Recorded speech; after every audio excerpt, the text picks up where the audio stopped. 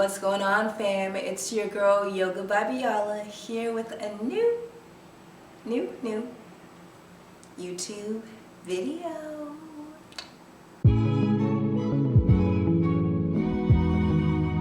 Here, if you're new to my channel, welcome. We talk about all things yoga education, yoga practices, just anything along our yogic paths and journeys. I would love to have you join us on yours, so go ahead and hit that like and subscribe if you're new here.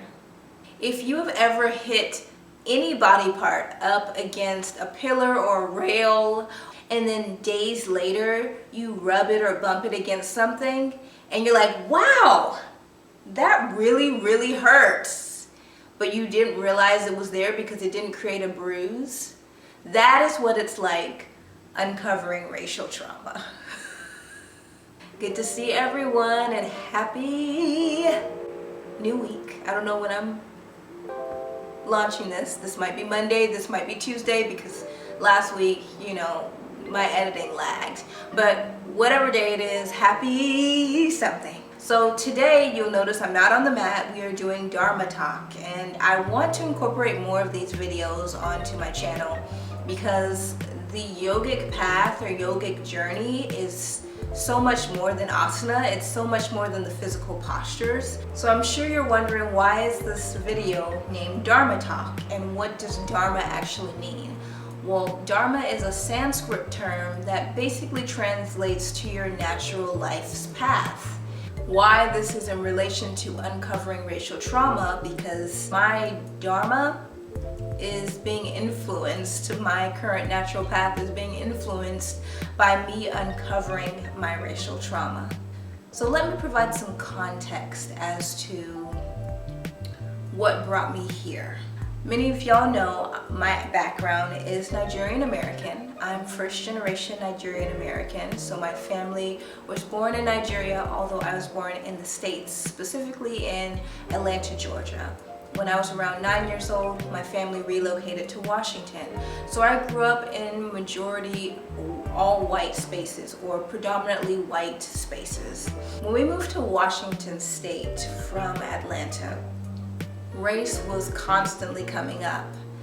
I was bullied for it. I was bullied for being too black or being too African, and there was a number of things that happened, very racially charged instances that I can remember from us traveling to Oregon, taking a family road trip to Oregon and stopping in what someone might call a sundown town at this little cafe and diner because my little sister and I had to use the bathroom. And the actual owner of the diner said that our kind was not welcome there and kicked us out. And this was only when we were probably around 12 or 13, so not that long ago. But there was a number of racial instances like that I can remember that I internalized deeply and wouldn't allow myself to get upset about them. I didn't want to be someone who caused trouble, and this goes hand in hand with my people-pleasing behavior. So I internalized a lot of these traumatic and racially charged moments when I was younger, and continued to internalize them as I got older. Fast forward to me and my yoga journey beginning. I was healing from so much emotional and generational trauma when I began my yoga journey. And my mindset was that I didn't have a lot of racial trauma that I needed to uncover. I was really committed to dealing with the generational and emotional trauma and things that were coming up for me at the time that were very visceral for me and that I could feel in my body. And I really focused on healing those areas for a number of years. I want to say a few years ago, there were certain experiences that I was having with some folks in non-POC, and it just started to buff it up against some racial traumas that I had internalized. I was so easily triggered and angered, and I didn't know why. I didn't know where it was coming from, and it just continued to bubble over and expand and get bigger. And this was even before the pandemic. Fast forward to now, I can see that I was not aware of how deeply I had internalized a lot of my racial trauma. And as a result, that's allowed me to come in contact with some heavy rage in the past year and a half. I've really been finding some heavy racially charged rage for the things and the injustices that are showing themselves now, to a lot of the things I internalized when I was a young girl that I never allowed myself to get angry about or to express or to discharge, for allowing racist notions to continue to perpetuate by not holding my accusers accountable. So much shame and guilt also mixed in with this. And I've really had to begin to allow myself to feel these things. Now, one of the things that's been troubling for me coming up against some of this racial trauma is that I almost don't know how to discharge it or eradicate it out of my body. I want to fix it, I want to heal myself, but it's not that easy as it is some of the other emotional traumas. It's hard to, actively heal ourselves when we're constantly going out into a world that's unhealed from what's causing us harm. So there's 3 things that I've really been focusing on doing when it comes to healing some of my racial traumas that have allowed me to find respite and to begin to use tools of healing as I walk myself through this journey. And I wanted to share those with y'all today. The first tool is education. This is for my brown folks, y'all. If you are dealing with internalized racial trauma, education is so key to us. What I mean by that is reading books about different racial traumas and beginning to understand the scope of how convoluted it is. White folks or non-POC need to educate themselves on dismantling racism and white supremacy and all of that. But it's helpful for us to educate ourselves not on the systems and the structures that we have to live in, but the history of how this is so cleverly woven into those systems has historically shown up in our lives as a race. So some of the books that I've been reading, and I'll link some of them down below that I started reading, is one, I'm Still Here, Black Dignity in a World Made for Whiteness. And the second book I have not started to read yet, but I plan to check it out, is by Beverly Tatum. Why Are All the Black Kids Sitting Together in the Cafeteria?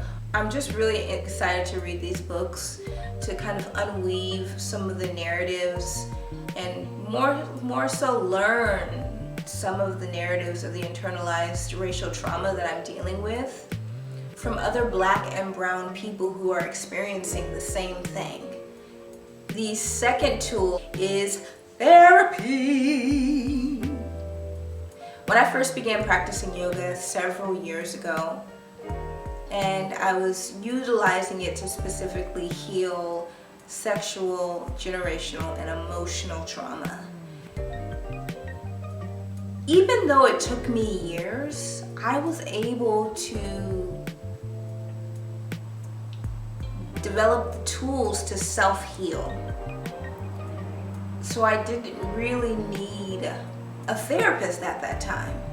When it came to this racial trauma, I realized I need help, and also to talk with a professional who is really highly skilled at understanding the systems of dismantling racism and white supremacy and a lot of the traumas that come with it. And so finding someone who's really skilled in those areas has been on point for me. Number 3 is acknowledgement. And that has been big because if you are a person of color and you've internalized a lot of your racial trauma, you have never let yourself acknowledge that you haven't. I wouldn't allow myself to acknowledge it for years. And that has been the biggest thing, allowing myself to acknowledge that I feel this way and owning that has been so huge. I don't want to say heal it or change it, or receive it and let it pass through my body. But that acknowledgement has been so profound, and giving myself permission to be like, that's not okay, and I'm not okay with it. It's almost like I'm becoming reacquainted or reintroduced to another part of myself that I shut off when I was a little girl, when all of this racial trauma started to build up. And becoming reacquainted with her has been it's been so phenomenal, y'all. And I just encourage you, if you're a person of color and you're uncovering your racial trauma, yes, there's rage, and the rage is so justified, and there's just also such relief and release in allowing yourself to feel that rage. And know that it's part of your Dharma. Know that it's part of your journey. And it's righteous. If this video resonated with you or it spoke to you, please let me know in the comments below what came up for you. This was a fairly intimate video for me to share, and I almost want to wrap it up with a bow with like the right answer, but I don't have a right answer. And that's okay. I don't need to have the right answer. In the meantime, continue to allow yourself to practice the power of yoga on and off of the mat. And I'll see you guys very, very soon with a new video. Be well, y'all.